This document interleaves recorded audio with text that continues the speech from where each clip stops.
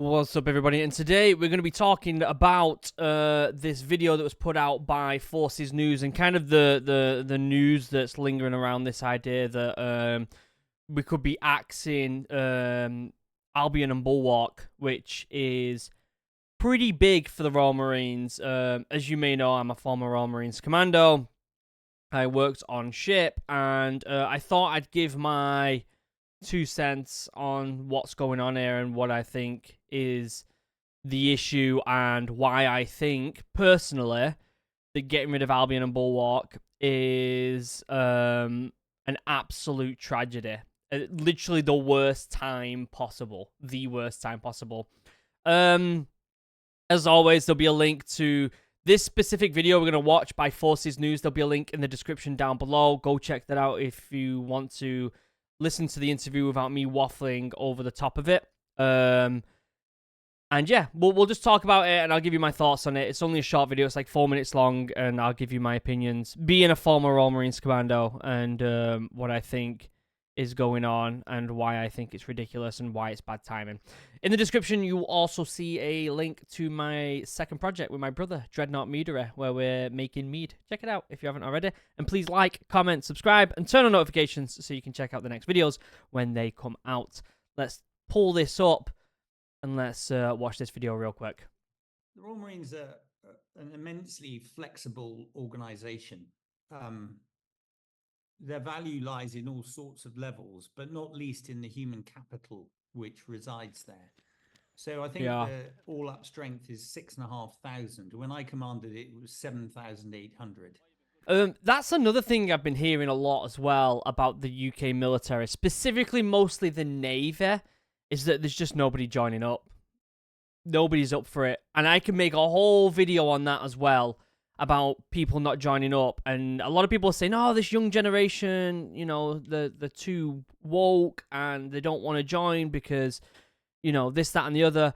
But it's more deeper than that. I think the culture of this country and the way that it's run fosters a deep sense of unpatriotism, right? It's popular to not like your own country anymore. That's the truth of it. People should be proud that the British, but unfortunately the way that people think these days is that because of colonialism generations ago, we shouldn't like the country we're in and we shouldn't strive to make it better. And because of that, there's less and less people more willing to go into the military. Right? And that's an absolute tragedy. I could make a whole video on that. We're not going to get into that. So all this is about money. This is not about clear-sighted logic. The defense budget is squeezed and squeezed and squeezed, and this is about money. Make no mistake. 47% of the boys, and there are large... We just talk there. I'm stopping this pretty early, and I shouldn't, but it's all about money. It's all about money, he says. Can I just pull another article up real quick? Look at this. Sunak vows that Ukraine will never be alone and pledges 2.5 billion. 2.5 billion while the Royal Marines are struggling to get funding. This is an absolute joke. We have never been closer to a World War III. Ukraine kicking off. Well, Russia kicking off with Ukraine. Frigging Gaza and Iran kicking off. What am I talking about? Gaza and Israel and Iran kicking off. There's so many things kicking off right now. Iran is being an absolute nightmare. Israel and Gaza is all over the news constantly. Ukraine and Russia are all over the news constantly. We have never been closer to shit hitting the fan. And yet 2.5 billion is getting spent on Ukraine, which is fine, right? Obviously, Ukraine need the support right now. Obviously, Ukraine need as much fucking help as possible. That's a given. We don't want Ukraine to fall. We don't want Russia to take over Ukraine because they're not just going to take over Ukraine. Then they'll move on to the next country and the next country and the next country. Obviously, we want to support Ukraine with every little ounce of us that we possibly can. But not at the detriment of us losing funding for our own military if we get bullied by someone. The UK isn't what it used to be. And Trump in America has already vowed that if it kicks off, he doesn't want to get involved in Europe. And it doesn't matter if he's not president right now, because he's probably going to win in this year. He's probably going to win in 2024 this year. And if it kicks off, and someone kicks off with NATO, he's not going to get involved, even though we helped them during 9/11 when it kicked off. When they, what was it, when they did, was it the Article 5 or whatever it is called, with NATO? When if someone kicks off, you all join in and help each other. He's already said, yeah, no, I'm not going to do that. Even though the only people who've ever done that, who've called for help, was America during 9/11, and Trump's turning around and saying, we're not going to help anyone. This means that we need to look after ourselves right now. We need to fund the Royal Marines. Of course we need to fund them. Have you seen what's happening around the world?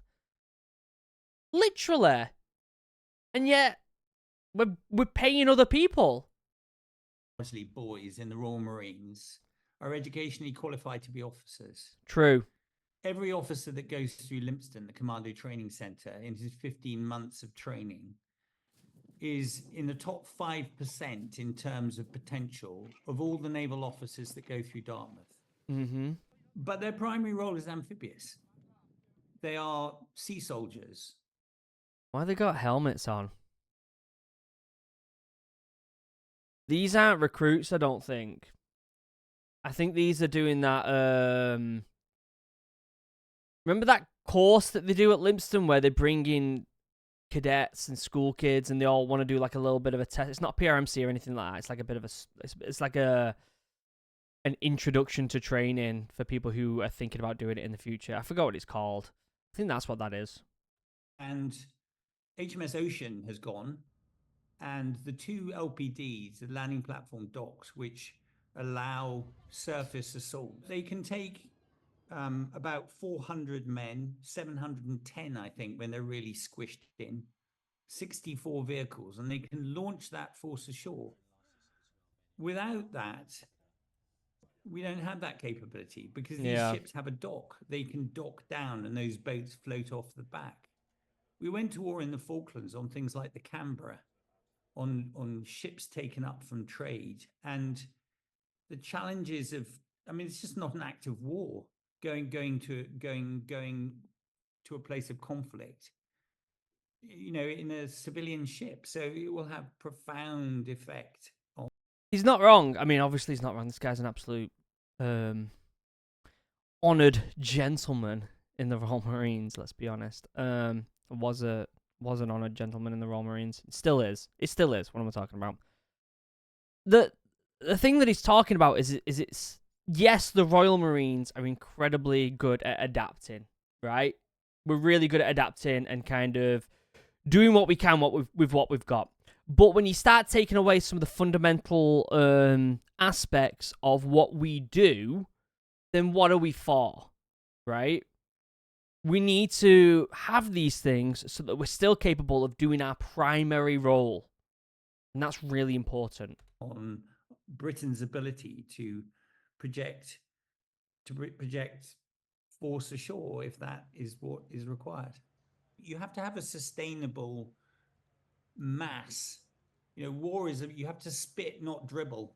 If you're going to establish a beachhead ashore, you need to be able to, you need to have a credible and competent force. You go where the enemy isn't, but you only have so much time to build up your combat power. And those two ships are core, ORE, central to credible amphibious operations. So deleting them now would have a, I mean, there's no way of spinning it, would have an immense impact. You know, as I started by saying, the Royal Marines has enormous utility in other areas. I mean, it guards the nuclear deterrent, it does all sorts of other things. But its primary commando role is the projection of force ashore, and without the LPDs, there will be real difficulty. Yeah, I mean, he's hit the nail on the head there. I don't have to elaborate on anything in what he said. You're taking away our primary role. You know what I mean? Like, yeah, there's loads of other things we can do, you know, but if you're taking away our primary role, what's the, like, why? Like, that is literally, that's like the paras never being allowed to jump again. are not having the facilities to do any jumps. Yeah, they don't jump like they used to, right? But they can still do it if they really needed to. It's like being like, we're going to get rid of any bit of equipment that will help the paras jump. It's just not a thing anymore. We're not going to have them jump. So what's the point in paras anymore? Do you get what I'm saying? The whole thing's ridiculous, and it's infuriating, to say the least. I think from the top of my head, it's, an LPD can carry a landing platform dock like Bulwark or Albion can carry about 2 to 3 weeks worth of combat power. So if you launch 710 men ashore with all their kit and caboodle, you can then keep them fighting at the sort of expenditure rates that you envisage by offloading all that logistic stuff with them. Whereas, the paras go in, they will hold ground, they will seize ground, think of Arnhem and Pegasus Bridge. But somebody then has to get to them. Yeah. Otherwise, they're toast.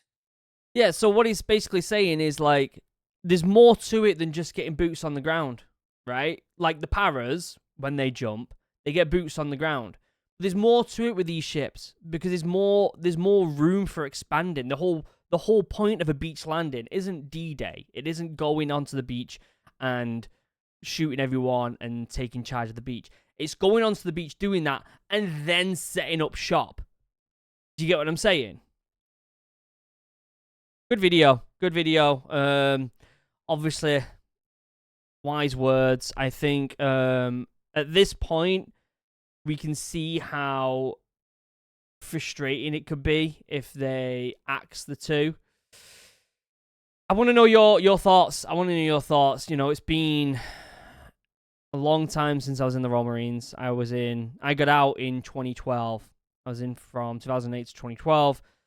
I did my time on boats.